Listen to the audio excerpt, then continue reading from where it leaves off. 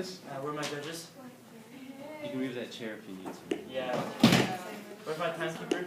I.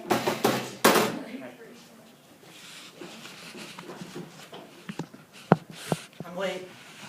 I've got to finish the dishes on time. Otherwise, no breakfast. I have to make sure I get something to eat. Mother's running around yelling at my brothers.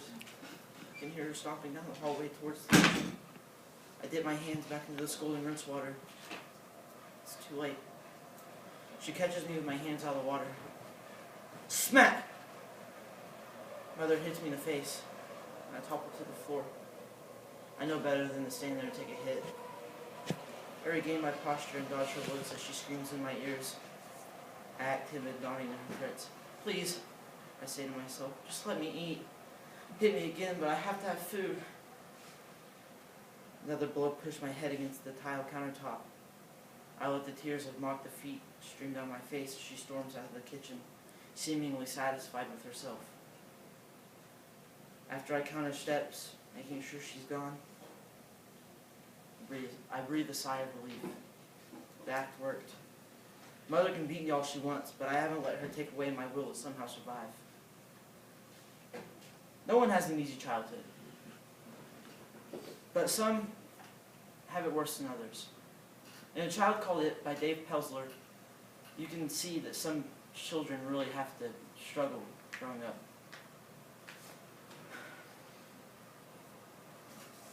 I finish the dishes, then my other chores. For my reward, I receive breakfast. Leftovers from my brother's cereal bowls. Today, it's Lucky Charms. There are only a few bits of cereal left in a half a bowl of milk, but as quickly as I can, I swallow it before my mother changes her mind.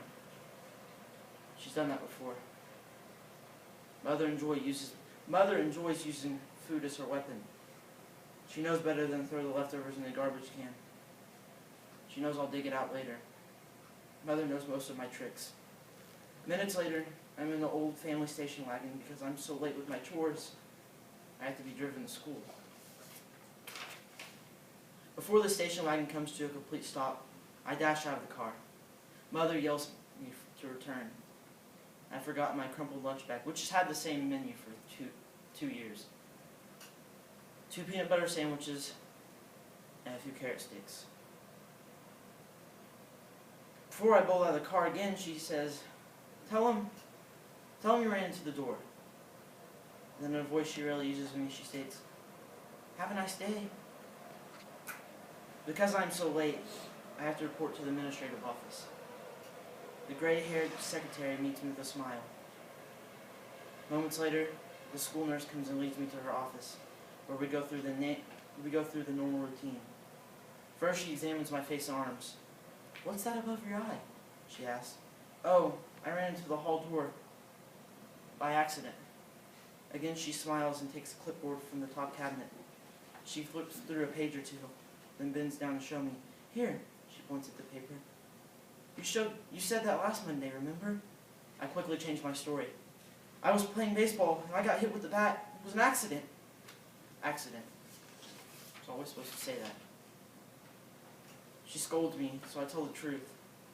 I always break down and confess, even though I feel I should protect my mother. The nurse tells me that I'll be fine and take off my clothes. We've been doing this since last year, so I immediately obey. My long-sleeve shirt has more holes in it than Swiss cheese. It's the same shirt I've worn for about 2 years. Mother has me wear it every day as her way to humiliate me. My pants are just as bad, and my shoes have holes in the toes. I can wiggle my big toe out of one of them. The nurse records my various marks and bruises on the clipboard. She counts the slash-like marks on my face, looking for any she might have missed in the past. Next, the nurse opens my mouth. She looks at my teeth that are chipped from having been slammed into the kitchen tile countertop. As she continues to look me over, she stops at the old scar on my stomach. And that, she says, and takes a deep swallow, is where she stabbed you? Yes, ma'am, I reply. Oh no, I tell myself. I've done something wrong. Again. The nurse must have seen the concern in my eyes. She puts the clipboard down and hugs me. God, I tell myself. She's so warm. I don't want to let go. want to stay in her arms forever. I hold my eyes tightly shut, and for a few moments, nothing else exists. She pats my head, and I flinch from the swollen bruise Mother gave me this morning. The nurse then breaks the embrace and leaves the room. I rush to put my clothes back on. The nurse returns in a few minutes with Mr. Hanson, the principal, and two of my teachers, Miss Woods and Mr. Ziegler. Mr. Hanson knows me very well. I've been in his office more than any other kid in school.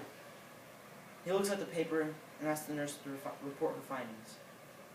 I'm afraid to look in his eyes, which is mostly habit from trying to deal with my mother, but it's also because I don't want to tell him anything. Once, about a year ago, he called my mother to ask about my bruises. At that time, he had no idea what was really going on. He just knew I was a troubled kid who was stealing food.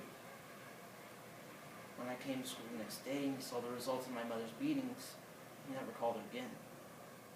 Mr. Hanson barks, he's had enough of this. I almost leap out of my skin with fear. He's going to call Mother again. Brain screams.